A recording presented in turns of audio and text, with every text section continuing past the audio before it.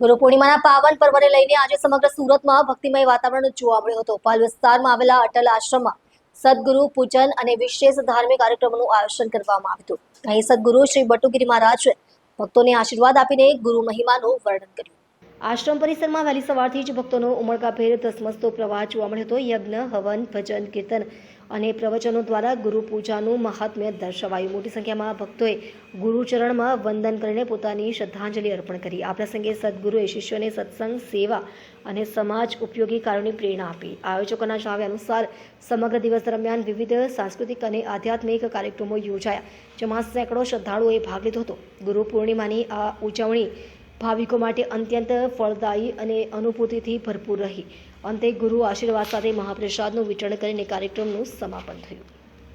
અટલ આશ્રમ પારદેશ્વર મહાદેવ મંચ શ્રી બટુગીરીજી આજ મિત્રો વ્યાસ પૂર્ણિમા યાनी ગુરુ પૂર્ણિમા.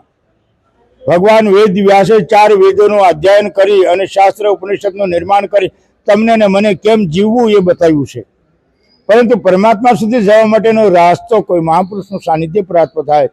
જેમ ભગવાન રામ પણ વશિષ્ઠના સાનિધ્યમાં ગયા, કૃષ્ણ ચાંદીપુની ઋષિના સાનિધ્યમાં ગયા, નારદજી વાલિયાને ઉપદેશ આપી, મરા મંત્ર આપી અને પોતાના જીવનને સાર્થક કર્યું. કબીરના ગુરુ રામાનંદાચાર્ય હતા, એમને પણ રામ મંત્ર આપી એનું જીવન સાર્થક કર્યું.